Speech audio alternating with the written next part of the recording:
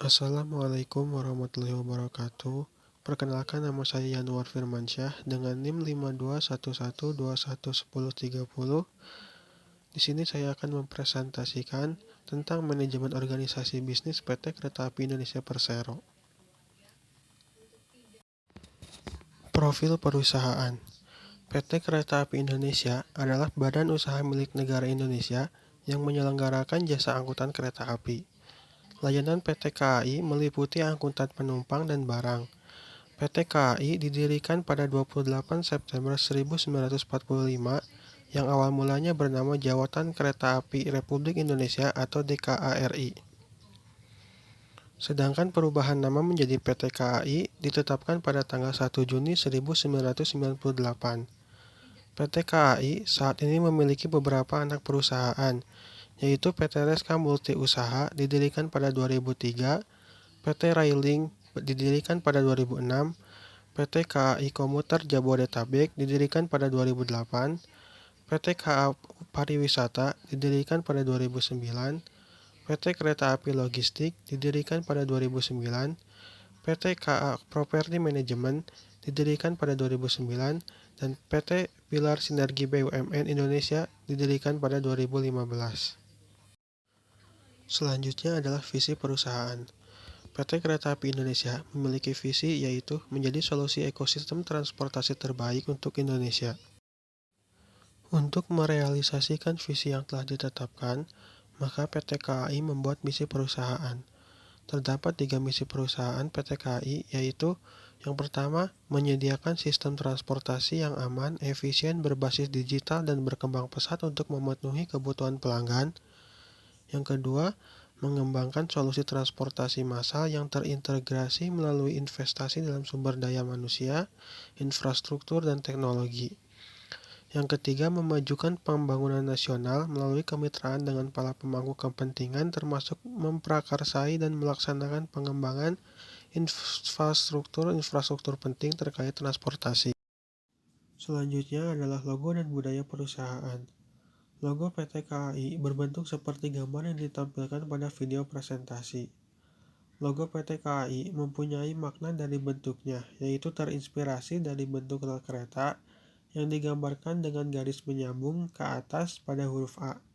Hal ini bermaksud PT KAI diharapkan terus maju dan menjadi solusi ekosistem transportasi terbaik yang terintegrasi, terpercaya, bersinergi, dan kelak dapat menghubungkan Indonesia dari Sabang sampai Merauke.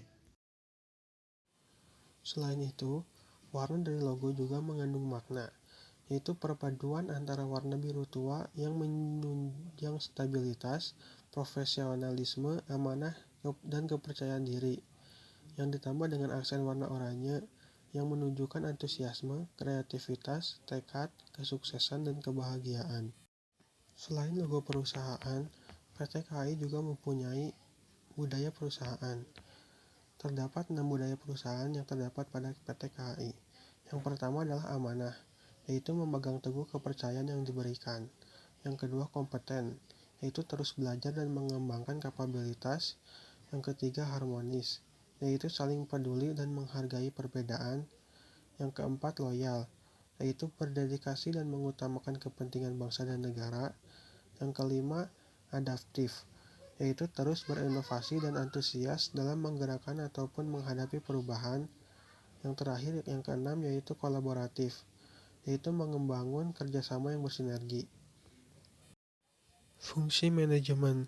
Fungsi manajemen diklasifikasikan menjadi 4 fungsi menurut Andrew J. Dubrin, yaitu planning, organizing, leading, dan controlling. Bagaimanakah implikasi fungsi manajemen dalam PT KAI? Simak penjelasannya dalam slide berikutnya. Yang pertama adalah planning atau perencanaan. Perencanaan adalah suatu proses menentukan hal-hal yang ingin dicapai, serta menentukan berbagai tahapan yang diperlukan untuk mencapai tujuan tersebut. PT KAI mempunyai planning untuk perusahaan, yaitu berupa rencana jangka panjang berupa RJPP yang bertujuan untuk meningkatkan layanan, pendapatan, sarana prasarana, hingga target penumpang. Perencanaan di PT KAI juga digunakan untuk kegiatan operasional sehari-hari, yaitu penjadwalan kedatangan dan keberangkatan kereta api agar tepat waktu dan terorganisir. Yang kedua adalah organizing atau pengorganisasian.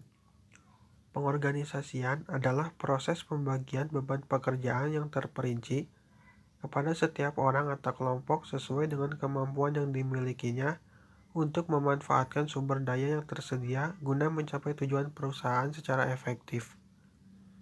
Sejak didirikan dan beroperasi pada tanggal 1 Juni 1998, PT KAI melakukan penataan struktur organisasi dengan membentuk 8 direktorat di bawah Presiden Direktur menggunakan Enterprise Function. Kedelapan direktorat tersebut yaitu Managing Director of Commerce, Managing Director of Operation, Managing Director of Infrastructure, Managing Director of Rolling Stock, Managing Director of Safety and Security, Managing Director of Human Capital, Managing Director of Strategic Planning and Business Management, dan yang terakhir Managing Director of Finance. Yang ketiga adalah leading atau kepemimpinan. Kepemimpinan adalah seni dan proses untuk mempengaruhi dan mengarahkan orang atau kelompok agar mereka berusaha untuk mencapai tujuan yang telah ditetapkan. Dalam menjalankan roda perusahaan, PT KAI dipimpin oleh seorang direksi dan beberapa bawahannya untuk merealisasikan tujuan perusahaan yang sudah ditetapkan. Saat ini, PT KAI dipimpin oleh Didik Hartantio selaku Direktur Utama. Yang terakhir adalah controlling atau pengawasan. Pengawasan merupakan upaya untuk melakukan evaluasi dan perbaikan berdasarkan standar pengawasan yang ketat dan tepat untuk kelangsungan organisasi di masa yang akan datang. Dalam usaha untuk mencapai tujuan yang telah ditetapkan, PT KAI melakukan kontrol dan evaluasi yang dilakukan dalam periode bulanan, triwulan, dan tahunan. Kontrol dan evaluasi dilakukan untuk mengetahui dan memperbaiki penyimpangan tujuan yang telah terjadi, serta mengevaluasi hasil kinerja yang telah dicapai dalam periode tertentu.